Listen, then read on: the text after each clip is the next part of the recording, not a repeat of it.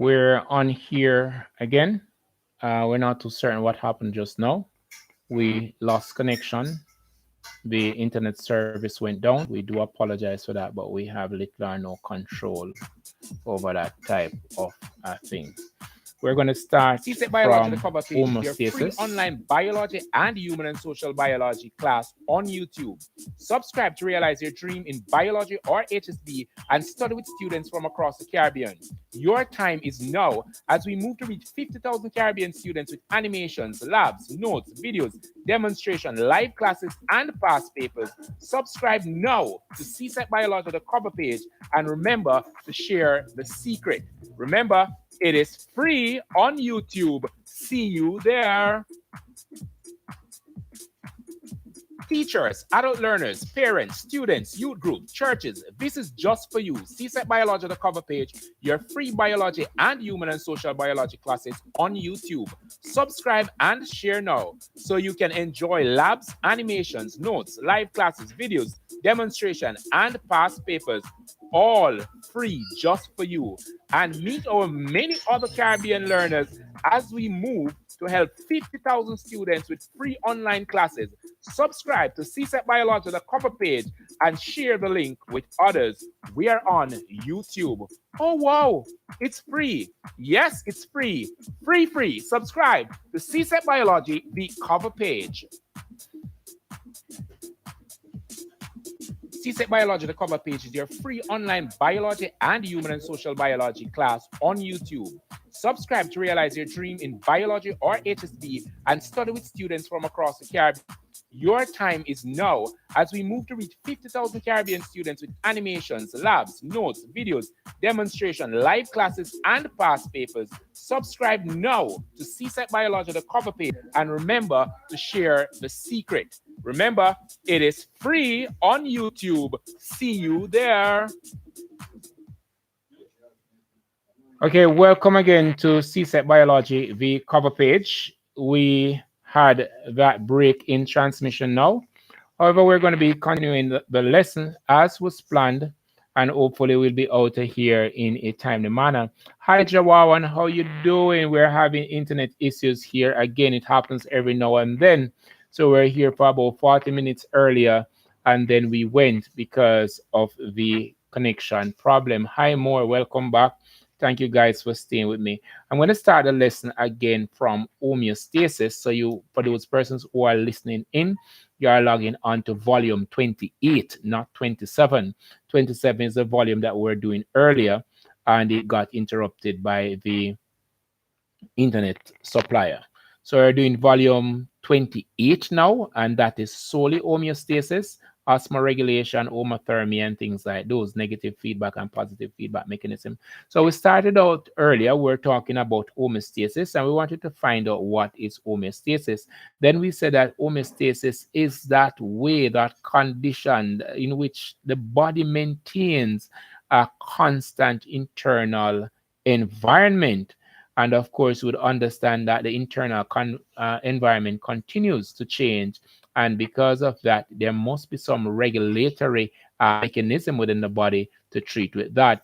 One of the things that we said is that homeostasis is pretty much a involuntary mechanism that regulates the internal condition. We wanted to find out why it's necessary for homeostasis, and we said that homeostasis is very, very important in order to ensure that we don't fall ill, or of course we won't die, because we're changing so often. I tell you, if we didn't have something to rock on to ensure that we're fine, then you know that would cease to exist. Now, how does the mechanism work? We gave a very simplified structure where we said that homeostasis pretty much works by, if there's too much of something, then the body will work in order to reduce that, or if there's too little of something, the body will work to increase that.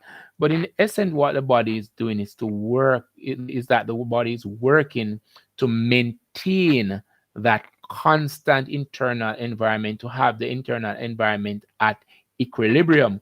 Now, I'd use the pen at that time to say if the pen is seated on my finger like that, it's pretty much at equilibrium. But if it were supposed to fall off on either side, we could pretty much lighten that to too much of something or too little of something. So what we really want is for the pen to pretty much be seated, or the internal environment to pretty much be balanced. Then we moved away from that and we started looking at the negative feedback mechanism. And we said that the negative feedback mechanism is this mechanism in which the body acts to bring back condition to normal, or pretty much to equilibrium. And equilibrium, that balanced state, that state that the body is pretty much able to operate at the state that which the enzyme would prefer to operate. Now, some of the internal environments that are regulated using the negative feedback mechanism would have been like the body temperature, blood pressure, water balance, blood sugar, pH, metabolism, and of course, breathing. These are some of the internal environment, internal conditions that need to be regulated. I went through temperature and I said pretty much temperature is regulated. Of course, the blood passing over the hypothalamus there, and it is regulated by if we're too hot, we're going to sweat to release that heat in the water, which will eventually evaporate. And if we're too cold, the muscles under the skin, they are going to tremble, shiver, and of course, generate a whole lot of energy as a result of respiration.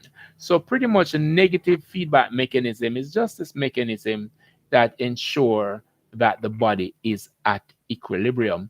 Then we moved on over the positive feedback mechanism, where we said then that the positive feedback mechanism is one in which the body secretes more of a substance to facilitate a process.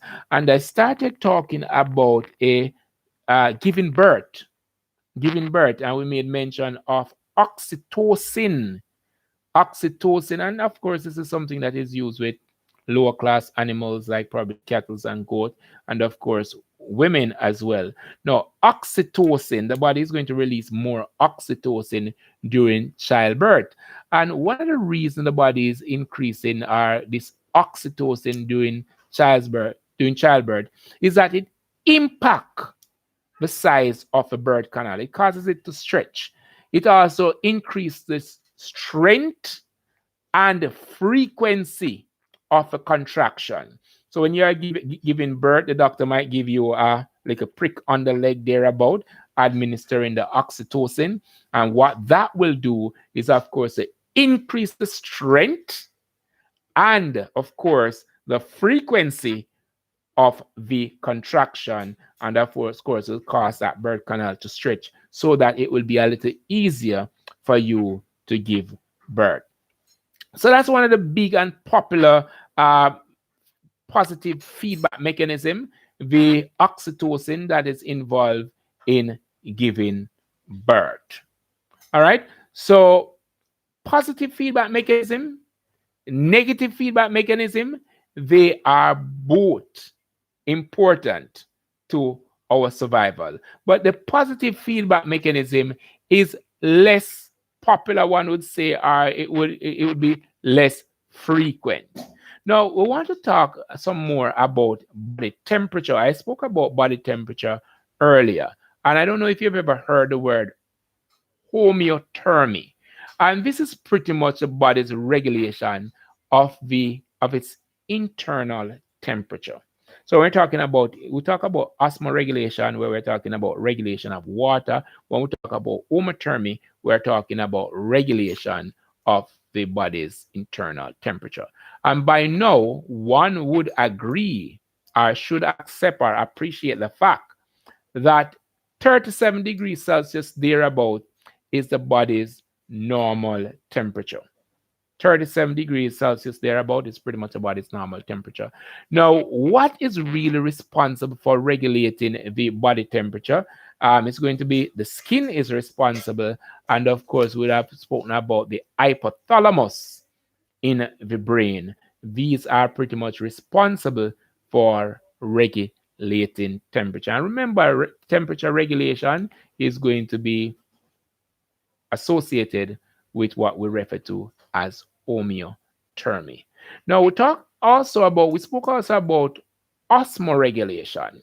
And osmoregulation, osmosis, and you would have recalled the definition for osmosis, and it's pretty much a movement of water particles from a place where they are in high concentration to a place where they are in low concentration. So with osmoregulation, what is happening is that the water, the volume of water in the body is controlled and is kept at a balance by, of course, the process of homo, by the process of osmoregulation, and we'd like to say osmosis.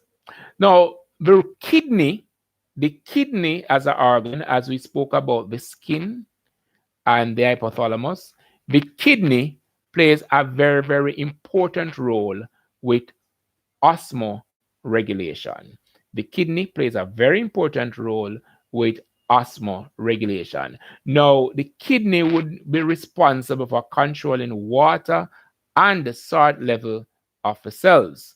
Now, there are some words that would come to mind when we talk about osmosis, when we talk about kidney. Hi, Newman. Good evening. Welcome. Sorry about the new show. I know you probably started out at 27. We're at 28, and it is as a result of course, the internet service. So you would have recalled when we spoke about osmosis, we spoke about turgid. Now, the cell being turgid means that the hydrostatic pressure, the water pressure, is acting on the cell membrane and cause the cell to be somewhat, should I say, flush, or pretty much like you have a balloon all inflated, that type of thing. The cell is pretty much like that. We spoke also about the cell being plasmolized, where the cell is, of course, losing water. And all these are regulated pretty much under what we refer to as osmoregulation. You would have recall also we spoke about hemolysis. And this is where the cell become rupture because there is, of course, too much water getting into the cell and there is no cell wall there to protect the cell from this excess water. So we're up on a little further into osmoregulation. Now, if a concentration of water is greater on the inside of a cell, you understand that water will be moving in what direction? If a concentration of water is greater on the inside of a cell, then water is definitely going to be moving out. And that takes us to what we refer to as the osmotic effect, where we're talking about hypertonic. Have you ever heard about a hypertonic solution? In a hypertonic solution, where it is pretty much less concentrated. In a hypertonic solution, it is more concentrated. In a isotonic solution, of course, the concentration of a cell and the solution is pretty much the same.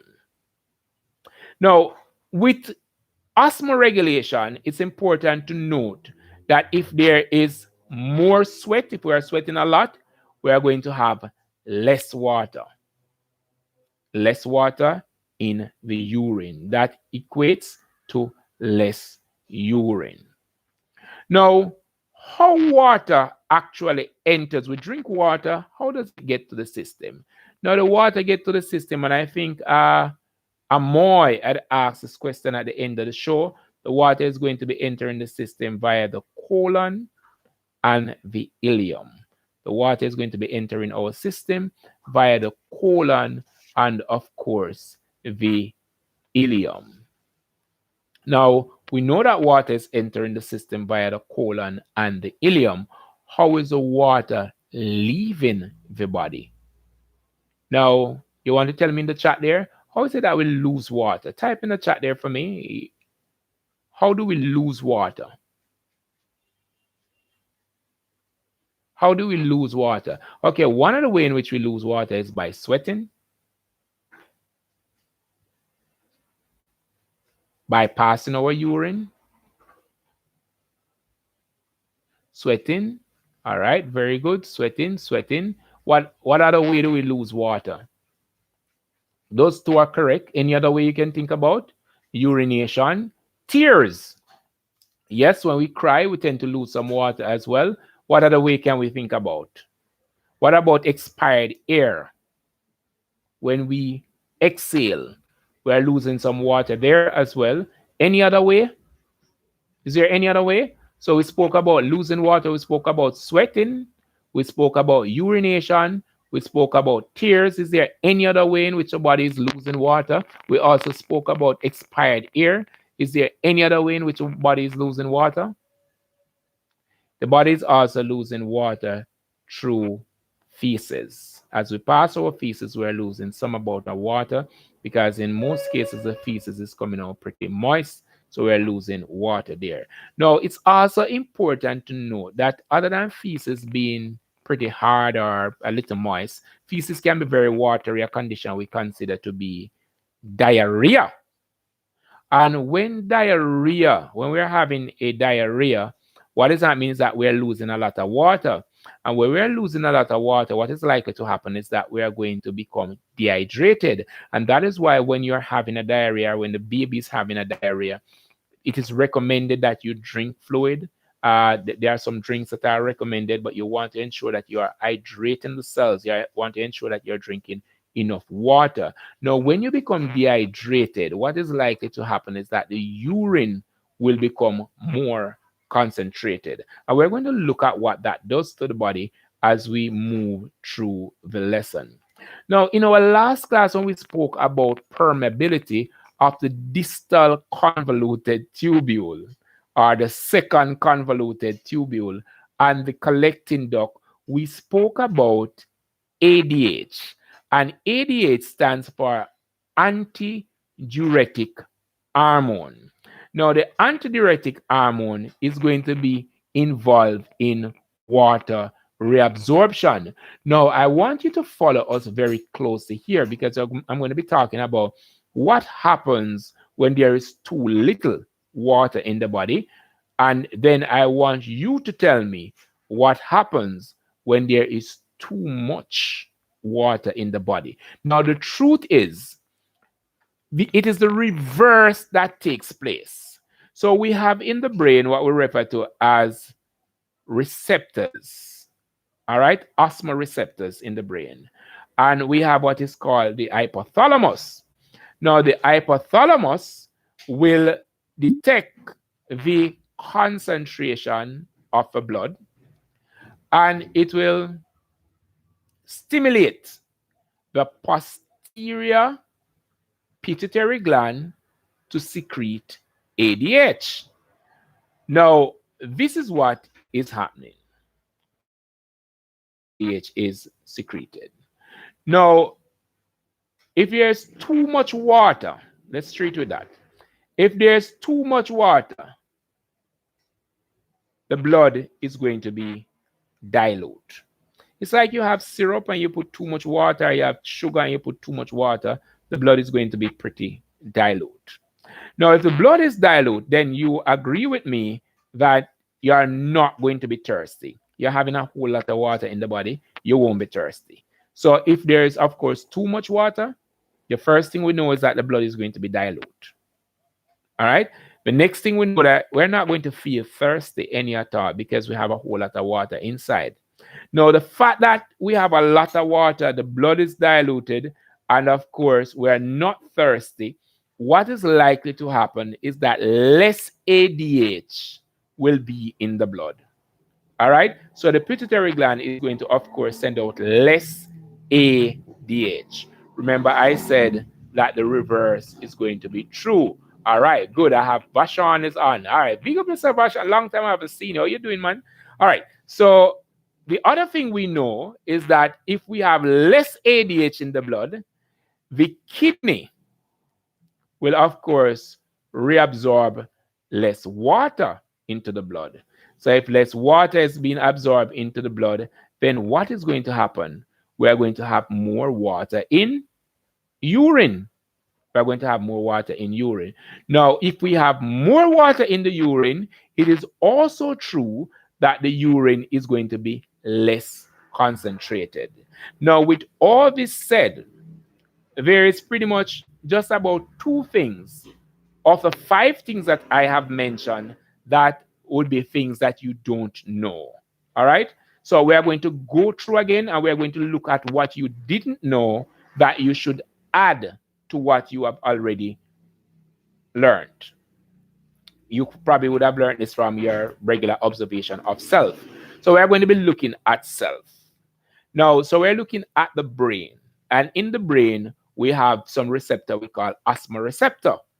And the blood is flowing over through what we refer to as the hypothalamus. Now, the hypothalamus will determine or will detect the concentration of the blood. Now, the blood is going to either take two phases. It's going to have too much water or it's going to have too little water. Now, if it has too much water, it will act a particular way.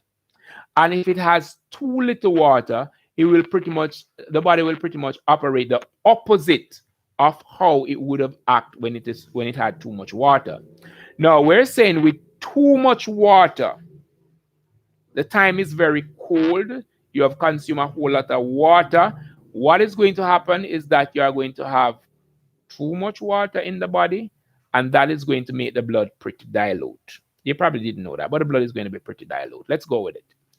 And then you will also agree that if you have a lot of water in the body, then you're not going to feel thirsty. You're not going to want any water to drink.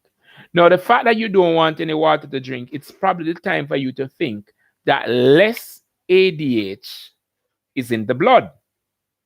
Less ADH is in the blood. And we're looking at the negative feedback mechanism. Now, if less ADH is in the blood, then the truth is that the walls of the distal convoluted tubule and the collecting duct, they will be less permeable, so less water will be passing back through them. So what is going to happen is that the kidney, through the kidney tubule, the kidney will, of course, reabsorb less water.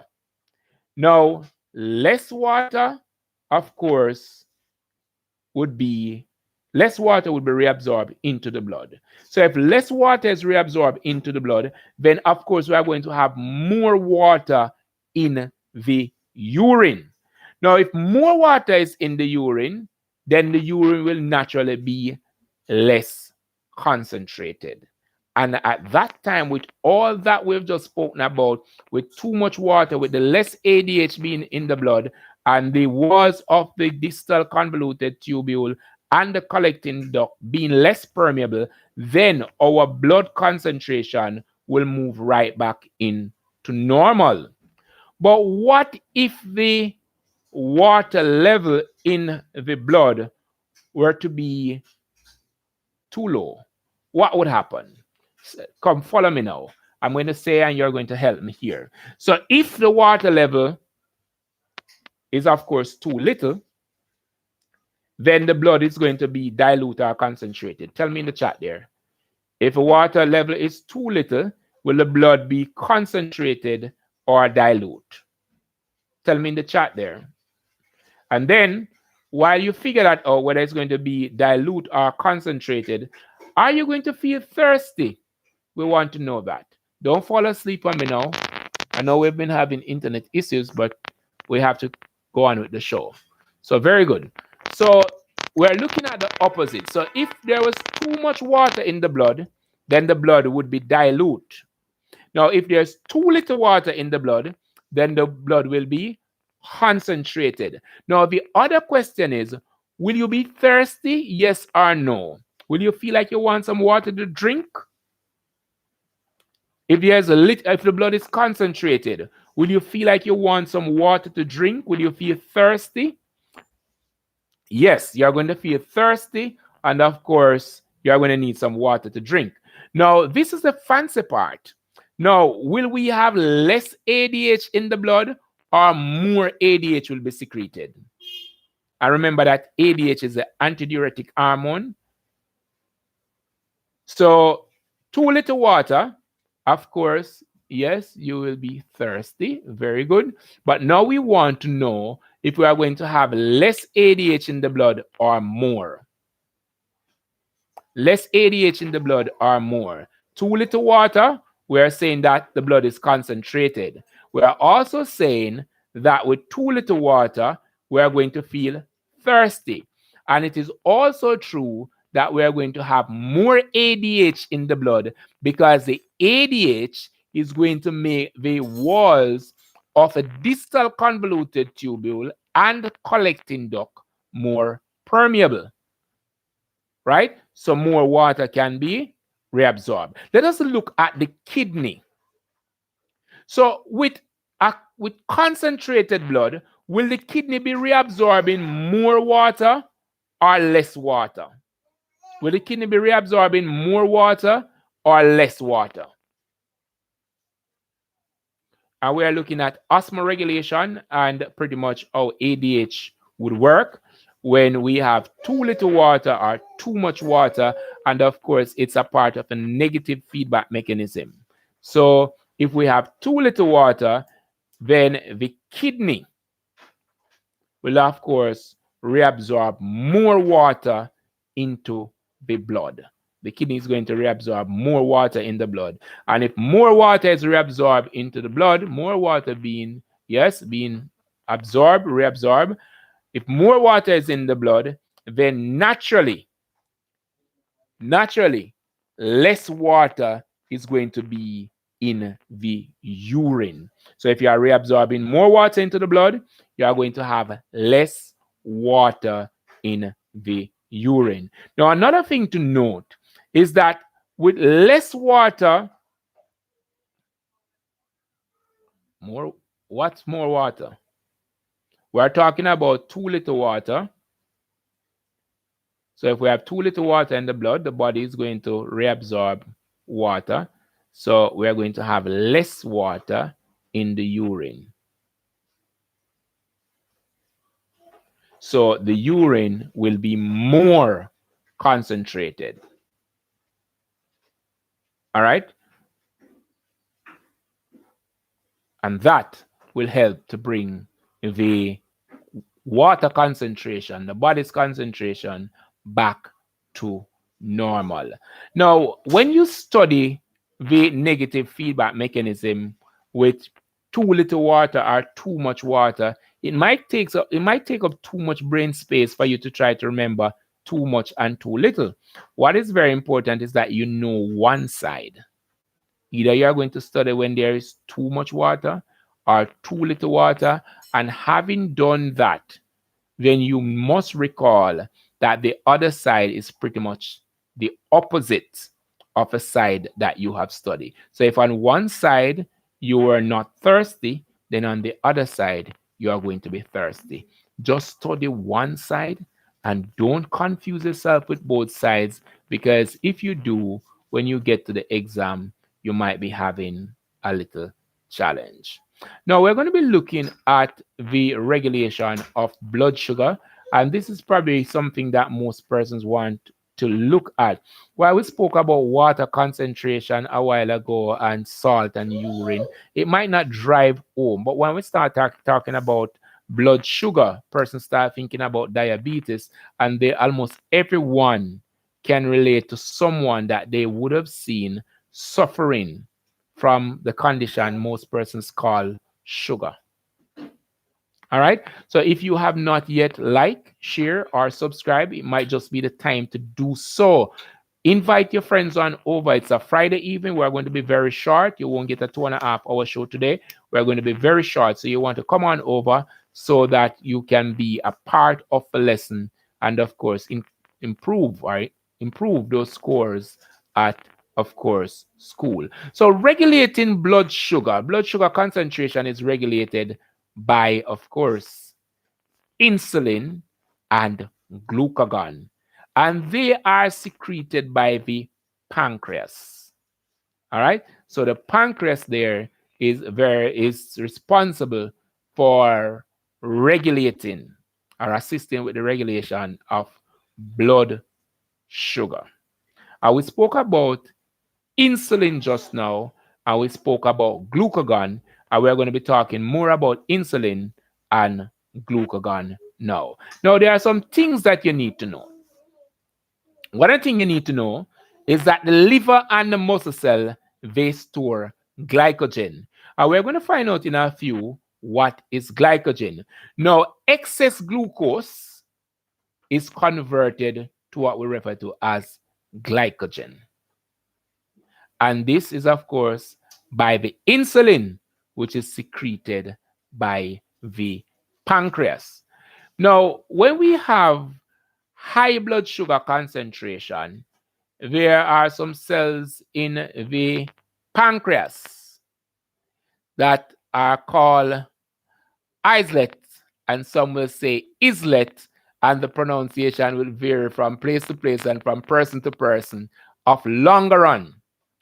And they will detect the rising concentration of the blood sugar in the blood. Now, in the islet of longer run or the islet of longer run, what you'll find are some cells you call beta cell. And the beta cell, they will secrete insulin. It's very important you follow with the beta cell. They will secrete insulin. And usually, this high concentration of sugar in the blood is usually after a large meal of carbohydrate. Now, the liver will convert excess sugar to glycogen. The body cells will also increase the uptake of glucose. And we are now talking about when there is high blood sugar concentration. Now, insulin will also convert some of the sugar into fat. Now, there's also going to be an increased breakdown, or one might say oxidation of sugar. Now, sugar to high, if the sugar is too high, it will be excreted in the urine. If the sugar level in the blood is too high, it will be excreted in the urine. Now, if a sugar has been excreted in the urine, and we're supposed to test the urine for reducing sugar, what color would we be expecting to see? So we are saying that there's sugar in the urine because the kidney tubule, they just can't manage the volume of sugar. So some of the sugar is now being passed out into the urine. Now, what color, if we were supposed to test as we would in class for this reducing sugar, what color would we be likely to see? What color would be seen? All right, as you think about that, we're going to be looking at low blood sugar concentration. Low blood sugar concentration. Now, we spoke about the islet of Langeron, and we say that they detect, of course, the concentration of the blood.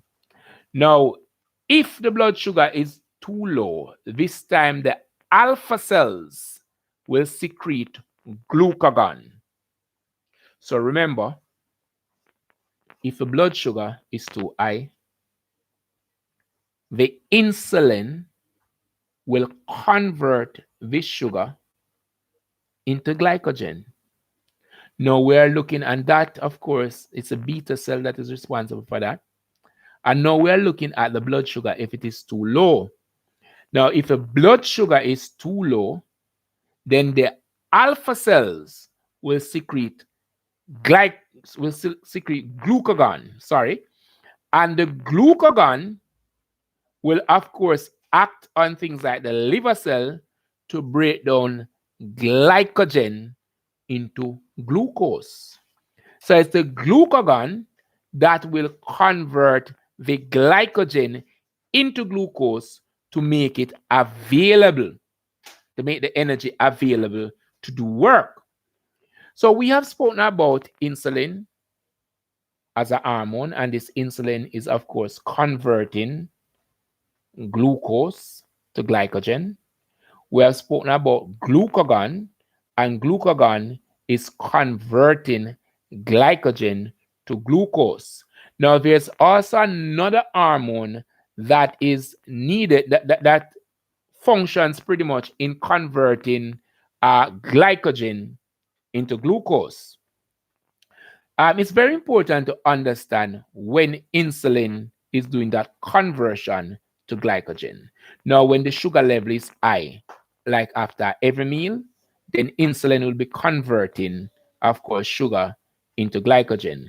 Now, when the sugar level is low, when the sugar level is low, then glucagon is going to convert glycogen into glucose. But there are some times when you need to activate the fight, or I feel I had a watch over this class because I'm lost. Oh my. Oh my. All right. Draw one. We're going to go back. We're going to go back. We're going to go back. We're going to go back. We're going to go back. I feel like a lot of persons. I am not responding, so I feel like I am over your head. All right. So let me see what's there. I'm going to pause here. More water being absorbed. More water. Repeat. All right. Java, when I was asking about, I was linking the food tests to sugar, to reducing sugar in the urine. So I'd ask, so what color would have seen, and it is usually this brick red. If it's reducing sugar, reducing sugar is going to return a brick red color. Now, Jawawan is saying that I am lost. And I know that a lot of persons is going to start getting lost as soon as we move to the back of the syllabus. Because the truth is, in most cases, the syllabus is not completed. So it is found pretty much in a lot of persons hidden curriculum or lost curriculum. So I'm going to slow it down for you, Jawawan, and then I want you to tell me where you got lost, and I'm going to fix it up for you. Do you understand homeostasis, Jawawan? Yes, no, it's fine. Whomever else is lost, if you don't understand what is homeostasis, just say yes or no. Do you understand homeostasis? Yes, no? I need to understand that. I don't want to be over your head. The point I am teaching you, and I know when you are not understanding, because once you're not understanding, you're not going to respond. And I realize that we have not been responding. So it is time for me to pause, back up. It's not about the volume that we're putting out, it's about you understanding. And if you're not understanding, it is pointless for us to continue to just go on the highway. You must understand in order for us to teach. So, Jawawan, just tell me if you are understanding, if you understand the whole concept of homeostasis. We will slow it down, we will back it up. We are not in any rush to go anywhere. If the topic is over your head, of course, we'll have to start again. It's to reach everyone here. So I'm listening now. Do we understand what's homeostasis? Yes, no, it's fine. Jawawan, you're there? All right. No, I don't. My book don't have a lot about it. All right, beautiful. You are doing biology, right? Jawawan, biology?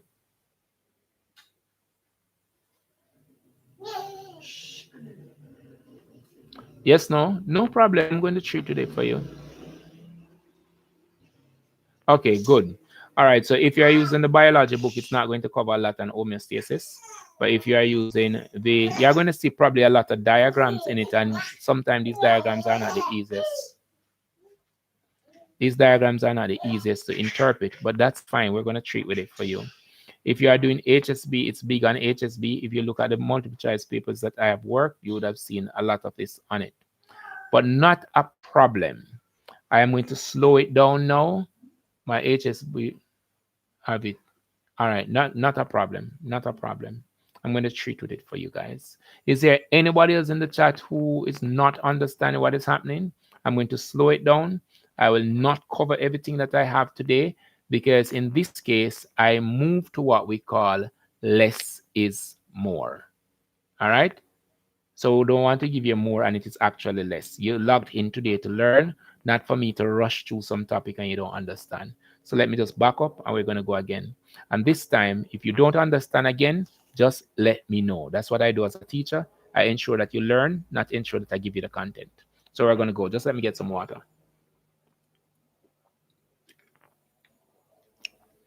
Now, if you're going to help me to teach you, you must respond. If you don't respond, then I am going to be of the idea that it's either you're not listening or you're not hearing, or in most cases, if you're not responding, I am over your head. I know that, and I felt it all along. All right, so let us go. We're going to slow it down. We're going to look at homeostasis. And it is a big word. When I started out, I put it in the chat. Now,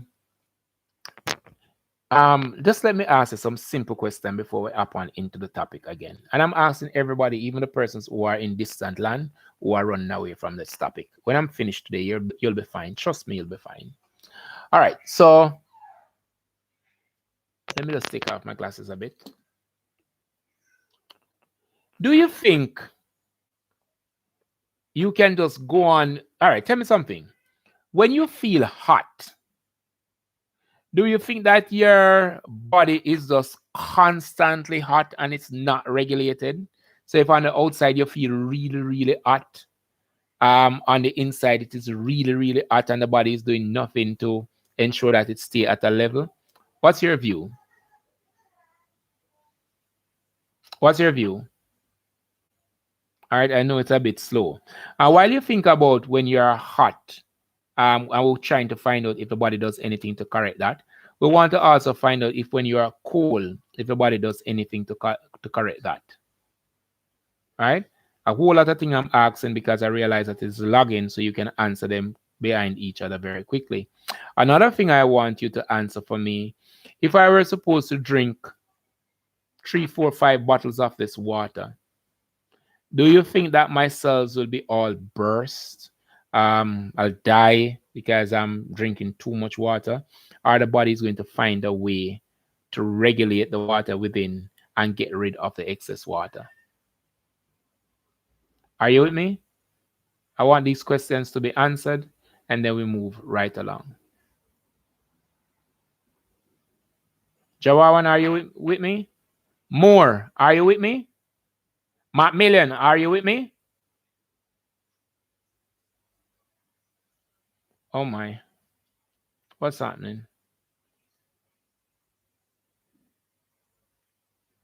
Do I have to teach this lesson another time on Sunday, probably?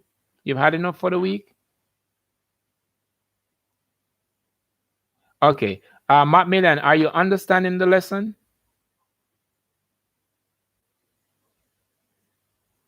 Sweat if hot. Moore, are you understanding the lesson? Yes, no? Yes, no. I don't want to just rush through the lesson and person's not answering. Shivering if cold. Very good. And sweat if you're hot. All right, good. So the body, so those are example of there are of course negative feedback mechanism, which of course fall under the big topic homeostasis. And what we said about homeostasis is pretty much the body way of maintaining that balance within, right? Not too much, not too little, but pretty much the balance to ensure that the body can operate at optimum. All right, so you'd understand that you can deal with some amount of light in your eyes, but you can't look into the sun, can you? No, that would hurt you. And you can deal with some amount of light, but you don't want to be in like a dark cave without light. You might just fall off, right? So you need to have a balance, and so too the body needs to have a balance of its internal environment in order for it to operate normally. Now, for example, if the body could operate just about on any little thing, just any willy little thing, anything I can operate on that today, or anything I can operate on that tomorrow, then probably your features would change every day. So today you probably look like a green lizard, and tomorrow you look like a pale green lizard, and the other day you look like a darker green lizard, and that type of thing. But the body doesn't allow itself to do that. Now, in cases, for example, we're going to look at sugar and all of that, the blood sugar level.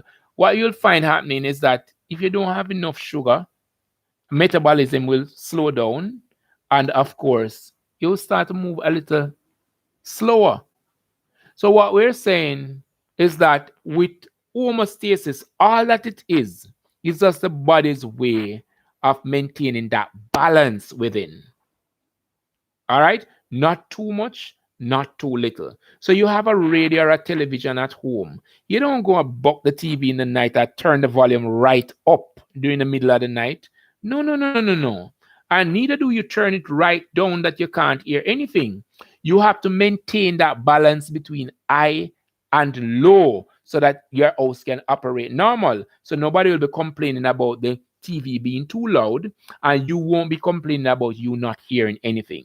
Now, the same is true for the body, right? The body has to regulate, the body has to maintain the internal environment. The body has to make sure that the pH is all right. If we were supposed to talk about enzyme, if you watch my enzyme video, you know that enzymes are operating at specific pH or around a specific pH. You would have like the protease. Let me not just say protease. Let me talk about pepsin and renin in the stomach. They would be in an acidic environment. And we could talk about amylase being in the mouth that is operating pretty much around neutral. Now, what if we were not, if the body wasn't maintaining this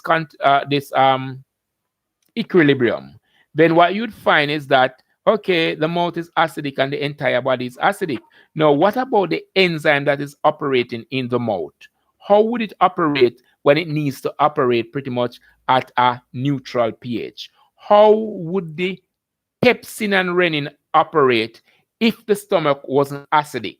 So everything need to maintain at that point that it needs to be. All right. And the body has this blueprint inside, hard coded in its memory, that this is how it is supposed to be. And the body at all time will work to have it within that range. All right. Jawawan, are you with us? I'm not too sure. I think the internet feed today is giving us a fight. All right. So yes, I can also urinate. All right. Yes, you can also urinate a lot in cold. All right. So all of these things are stuff that we are looking at. But Jawawan said that she didn't understand. We are explaining now, and I'm not too sure if she's hearing what we're talking about. I don't know. I'm feeling that I am pretty much shooting over a person's head, and I don't know if you're not understanding now. If watching the replay will really help. Now, if you say you don't understand here, I could find examples to assist you. And finding these examples to assist you, they might help you to overcome that hurdle.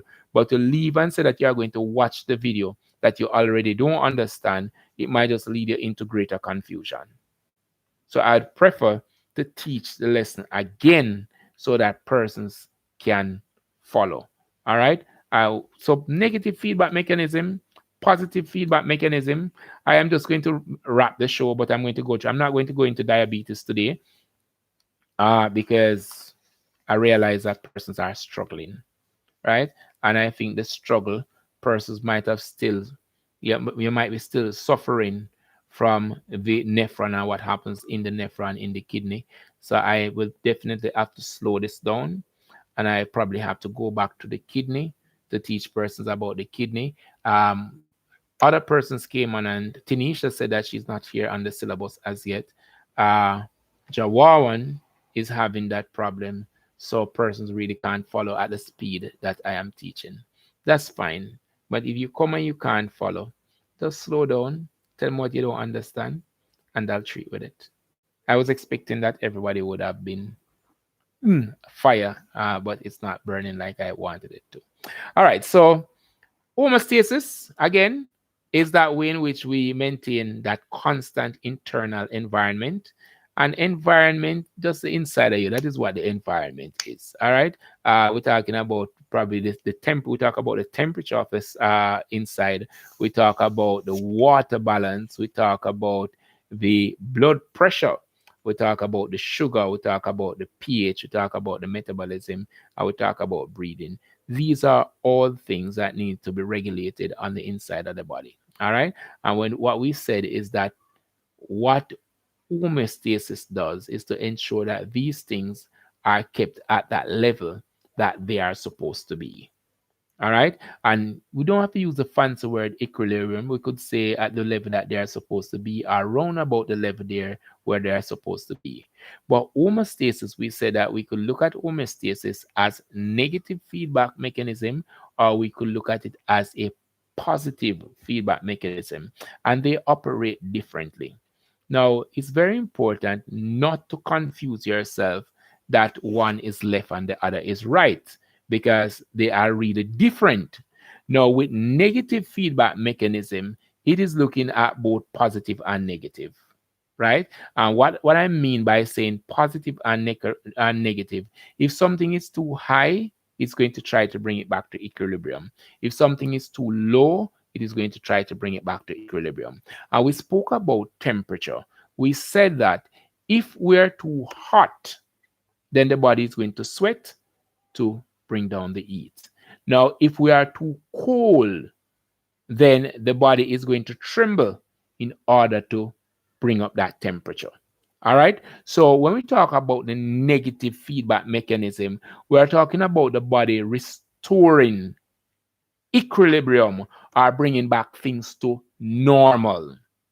Right? This is how we operate on our regular day. When everything is fine, this is how we operate. So that is what the negative feedback mechanism is doing. It is bringing back things to normal.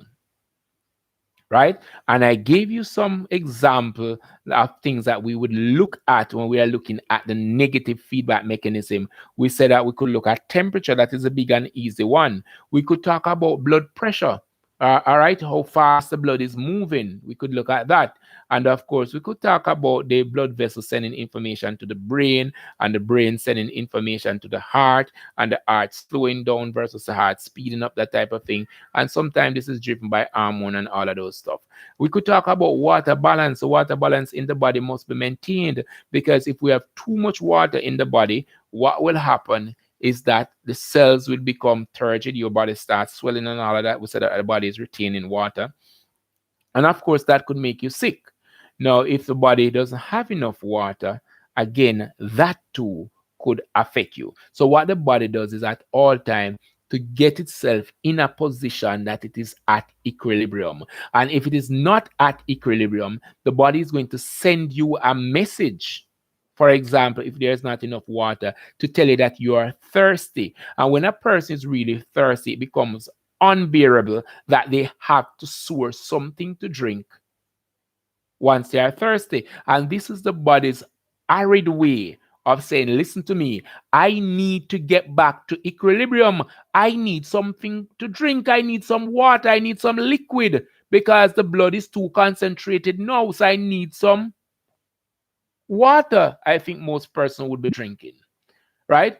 So we also spoke about the blood sugar. That is where we are at now. And we're saying that while very easily we regulate the amount of water in the body, in most cases, unless the kidney is damaged, while very easily we regulate our temperature, while very easily in most cases we can regulate the blood pressure, very few persons, I think, would be suffering from hypertension. Blood sugar is pretty much a big problem, because blood sugar comes from our lack of exercise and the excessive intake of carbohydrate, right? So that in the Caribbean, this is a big problem. All right, diabetes is a big problem in the Caribbean, and that's what we're talking about, the regulation of blood sugar. We're saying that the regulation of blood sugar is an example of negative feedback mechanism. And remember that the negative feedback mechanism is also an example of homeostasis. And remember that homeostasis is also that way in which the body maintains a constant internal environment. Now, we must also regulate pH, right? The acidity of the body. We need to maintain that. We don't want the body to become too acidic, as in we had too much sugar in the blood, or we had too much carbon dioxide in the blood. We don't want that to happen. All right? We were going to talk about that later into the lesson, but it's sort of a little rough this evening for many persons. We are pretty much at the time 2 hours we should be doing. All right, so we're going to be looking back at this. For those persons who did not read on it, we're going to revisit this content on Sunday, and I do hope that on Sunday we'll be able to go through a little faster. And if you don't understand, just raise your hand, just say something in the chat. I don't understand. I will be too happy to explain. Now we talk about metabolism, right? You're hungry, If you're hungry, metabolism will slow down, right? And this will slow down to allow you to live with less food. So we talk about metabolism slowing down because you're hungry. So when you're hungry, everybody can relate to this. This is a negative feedback mechanism. You're not going to have that whole lot of energy and you won't be bouncy and all up and down. What you'll be doing, you'll be probably sitting down somewhere. I just don't have any energy to move. I just don't feel like it today. My muscles just don't feel well because guess what? You're hungry. And everybody who's hungry, the body tells you, you learn along the way. If you're hungry, you are going to eat some food to get some energy to do what you have to do. Now, if the sugar level in the blood becomes so low, then you are going to become unconscious. And when we say unconscious, you are going to faint. We're seeing this with a lot of students. If students or persons are gathered for a very long time, standing like in the morning, and they didn't have breakfast, these persons usually faint because the sugar is so low that they fall. All right. So all these are things that we look at with the negative feedback mechanism. Now we spoke about when we spoke about breathing and we looked at carbon dioxide and oxygen in the blood, we spoke about the oxygen depth and how the body would compensate for oxygen that was used up. And we spoke about how we would breathe pretty very fast or very slow. We spoke about that. And that too is a negative feedback mechanism. So those were some of the stuff we looked at negative feedback mechanism. I would definitely will be revisiting these until you are comfortable with it. We're hoping that by Sunday, most persons will be comfortable. Now, if you are in grade 11, if you are going to be sitting the exams come May, June, or June, July, remember we had agreed that we're going to be going a little faster, but fast doesn't mean that we're going to leave you behind. Fast means that we're going to cover this thing together. All right. Then we spoke about the positive feedback mechanism. And we use a common example of a woman giving birth and oxytocin would have been administered. And the oxytocin is administered in order to have the birth canal stretch, in order to increase the strength of the contraction and the frequency of the contraction, because no woman wants to be in labor for a month or 2 months or 3 months. She wants, as soon as she feel that water, the water break, she wants to get the baby out. She don't want to be there until this weekend. She went into the hospital on Sunday, and next Saturday she's in the hospital. No, because that could cause the death of the child. So what they tend to do to facilitate the process, the body will secrete more oxytocin, and not only that, they will also administer oxytocin if the body is not responding as it should to the whole birth process. All right.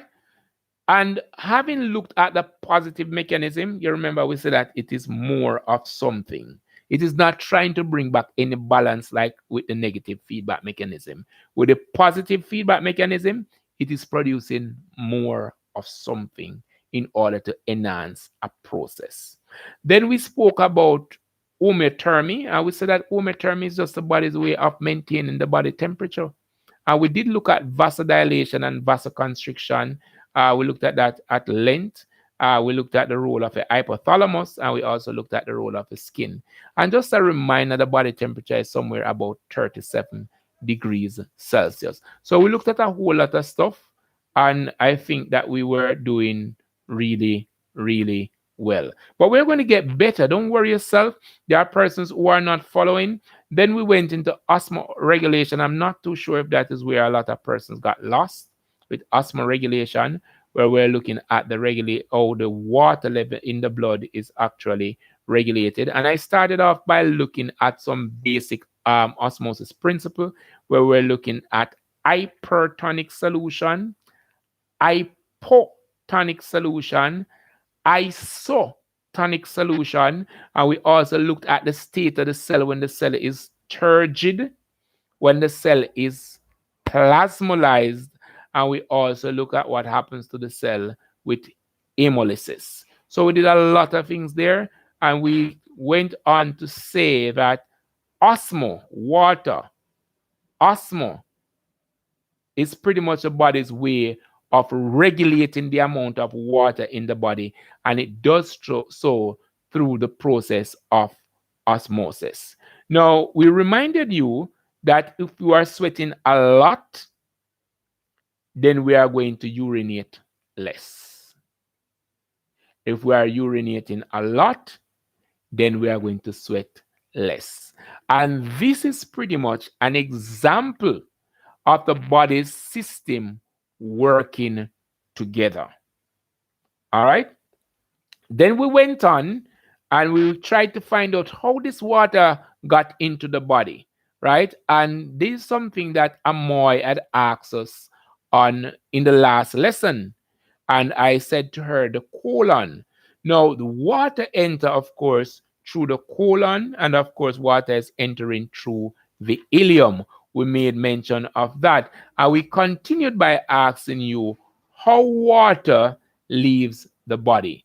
And a lot of person answered that, and it was answered pretty nicely. Person said that we lose water by sweating, we lose water by crying, we lose water in urination, we use water in expired air, we also lose water in feces.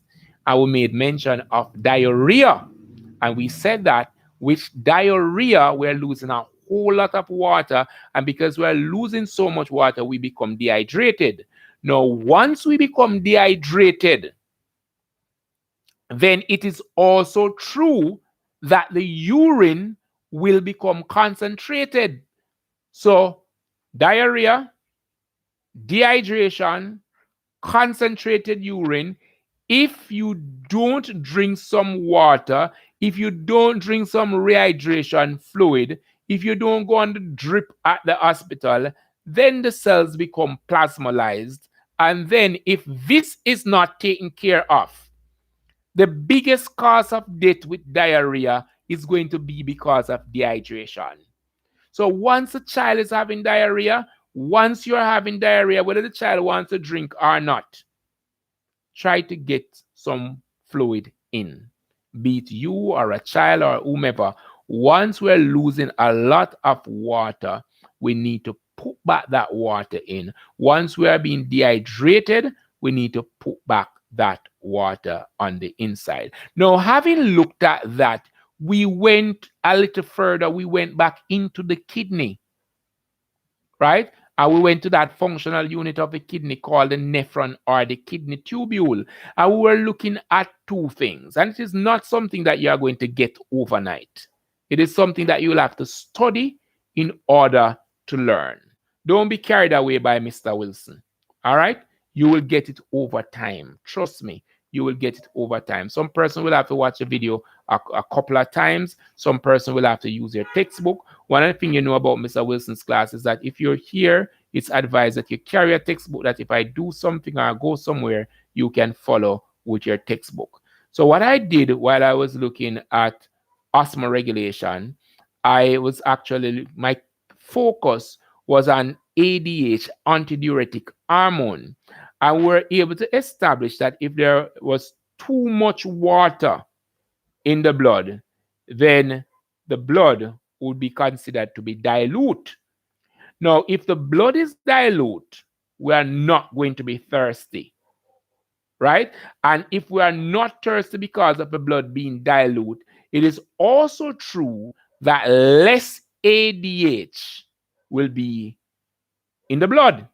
So, of course, the pituitary gland will, of course, see to it that less ADH is secreted. Now, what ADH does is that it causes the distal convoluted tubule and the collecting duct, it causes these to become more permeable, right? So if we have a lot of ADH, it's going to be more permeable. If I can make a gross example of something being really permeable. A strainer that you use to filter the whatever you look about in the kitchen, your carrot, your coconut, a strainer is really permeable, right? So what we're saying that the ADH would pretty much open up those little holes in the strainer to cause it to be bigger. That's the purpose of the ADH. But if we have less ADH, then those holes would have been closed up and very little would pass through, if any at all. Right? So when we talk about ADH, that's what we're talking about. So we are saying that if we have a lot of water in the blood, we don't need any ADH, right? So less ADH will be in the blood. Now, if less ADH is in the blood, then you understand that the distal convoluted tubule and, or should I say, the nephron will be reabsorbing less water into the blood. All right. So less water now will be reabsorbed from what was in the nephron into the blood. Less water being absorbed. What that means is that the urine will have in more water. Now, if the urine has more water, then naturally the urine will be less concentrated.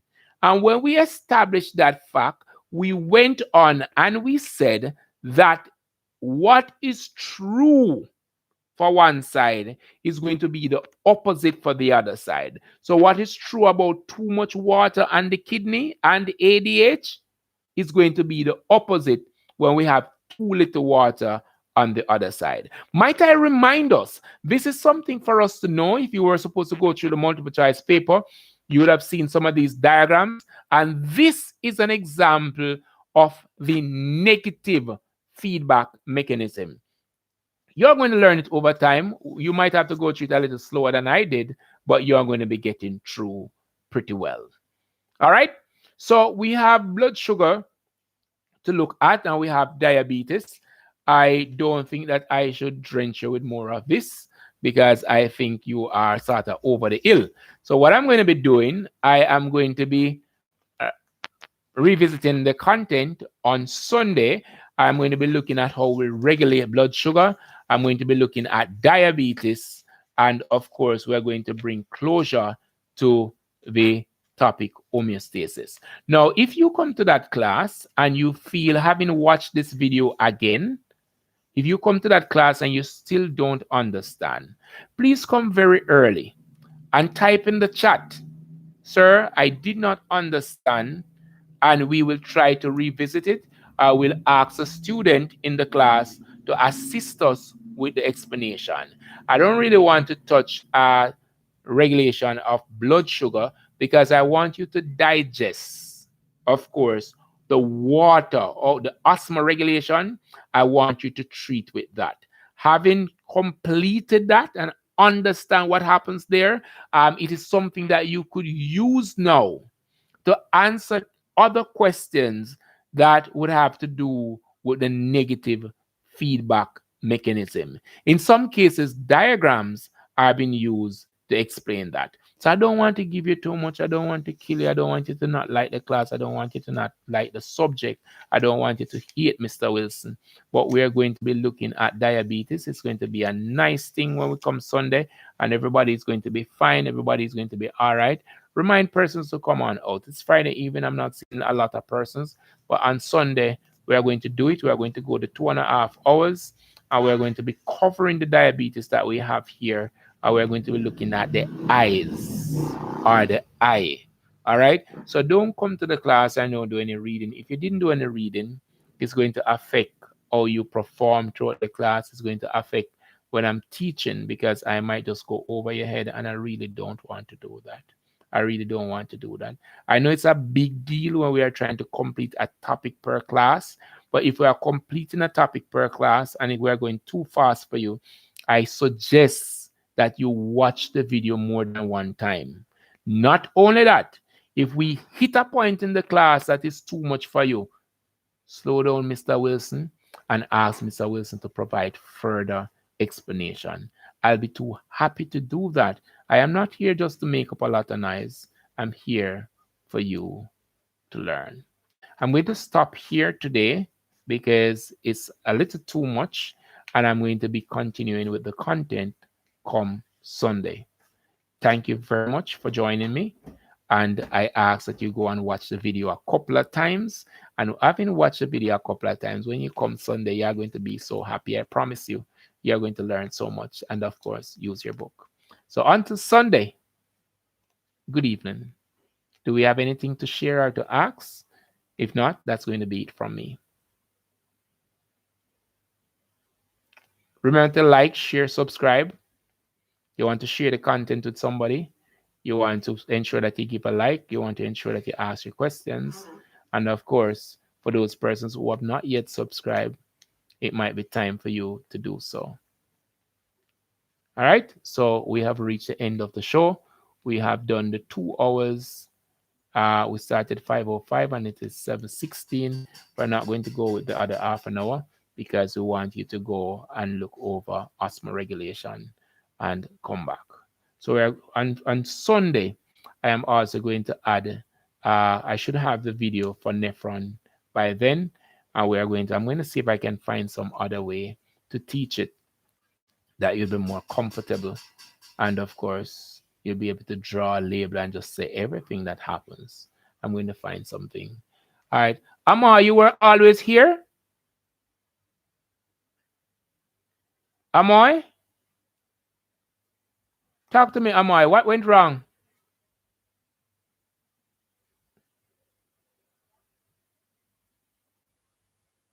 Amoy?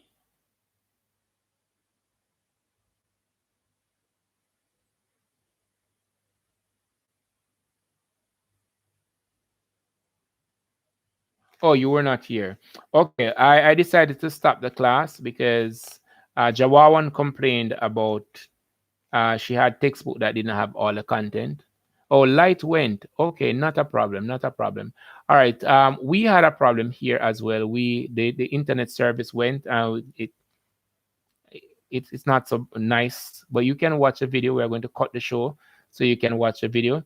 We started out the video. We started out the show today, and we have 2 shows today, 27 and 28. In 27, we're looking at phototropism. 27 is actually biology. We're looking at tropism, and we're looking at germination. I will look at 2 labs there.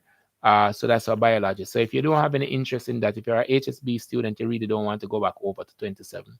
Now for 2018, for 28, volume 28, it's actually bio and HSB.